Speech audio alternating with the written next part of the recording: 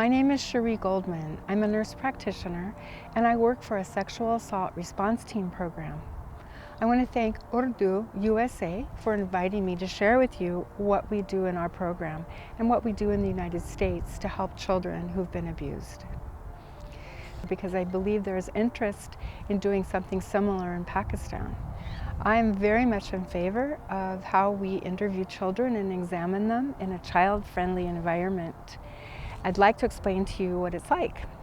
First of all, when children have been abused, it may be the most traumatic thing that's ever happened to them, and it's really hard for them to talk about.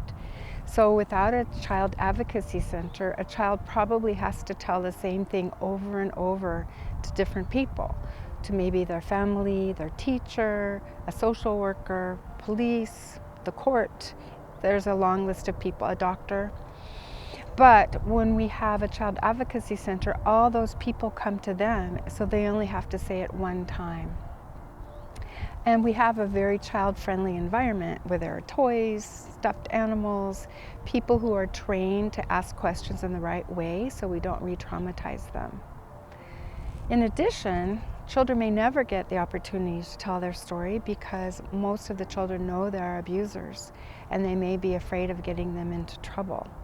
If they have to go to a police station, for example, to tell their story, they may think they're in trouble for that too and be very hesitant to disclose what happened. We separate the children and they go in a room by themselves with a specially trained interviewer. It could be a social worker or a nurse or a police officer who has had training on how to do these sensitive interviews.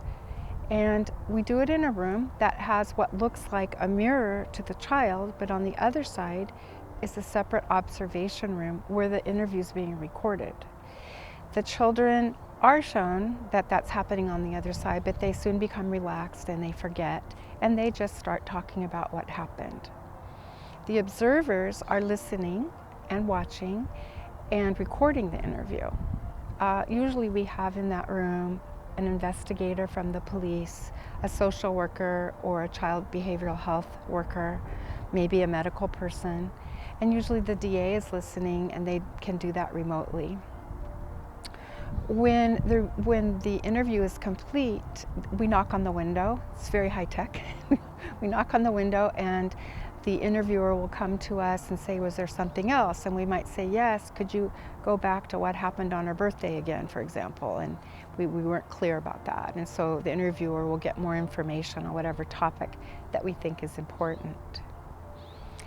And then when we're all satisfied that the interview is over, we can give the child snacks, drinks, whatever they need, and often we will offer them an exam for the physical findings of whatever had happened to them.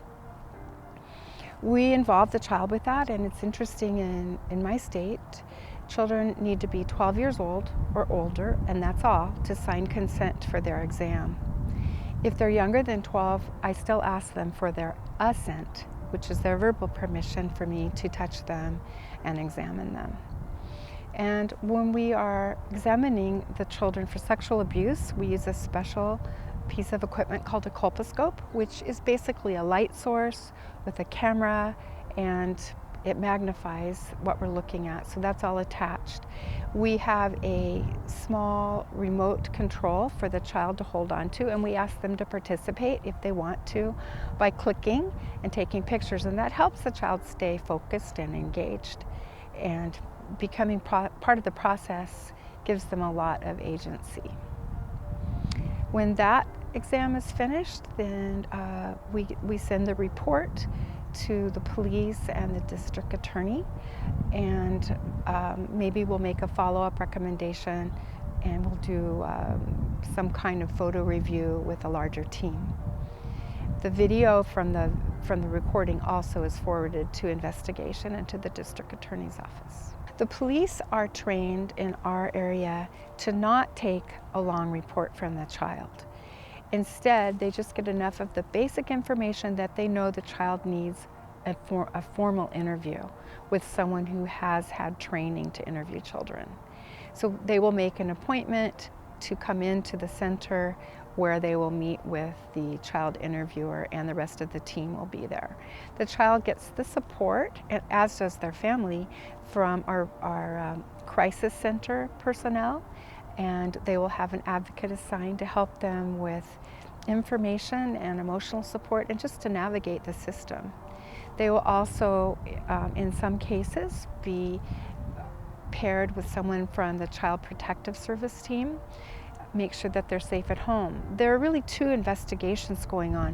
One is for the police to see if a crime has been committed, and the other investigation is from social services to make sure that the child is safe.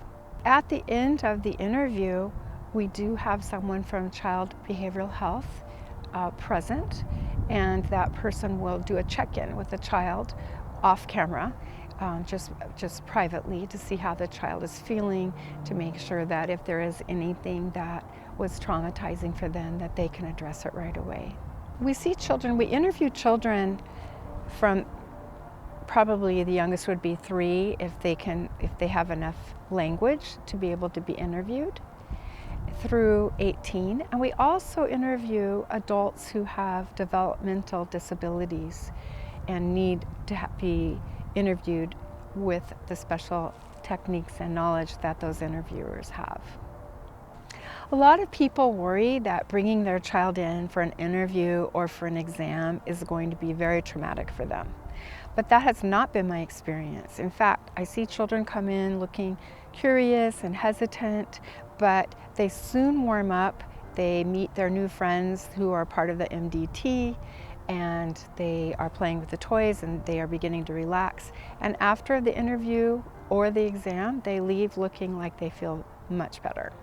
There is an established multidisciplinary team, and that would consist of investigators from various police agencies, social workers, child behavioral health workers, nurses and physicians, and district attorneys who are prosecuting these cases. And we meet monthly and we review cases to see what needs to be done, what maybe we need to do differently, and how we are serving the child and the family. When the multidisciplinary team meets, we have a confidentiality agreement that we all sign, because this is very sensitive information. So only people who really need to be at that meeting are present, and we do not talk about it outside of the meeting or outside of the people we're working with on the case. And I think the multidisciplinary team review is a very important part of having a child advocacy center. Not only is the content of those meetings important, but getting to know all of the different people from the various disciplines really helps things go smoothly in a crisis.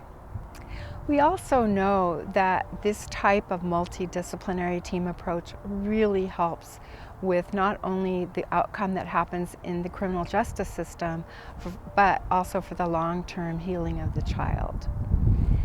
And when the child is preparing to go to court, we bring them to the court, and they get to see where they will be sitting. They get to meet people that will be working with them, and we even have a courtroom dog that can accompany them and sit with them at their feet when they're testifying. So I would say for any community that hasn't explored the possibility of setting up a child advocacy center, that it would be a very worthwhile project. One would need to have a building and the ability to record the children. A two-way mirror or two-way window is very easy to establish in a room. And then decorating the room so it's simple but child-friendly. Having the personnel train, and right now it's very easy to come across trainings because there are so many things that are virtual.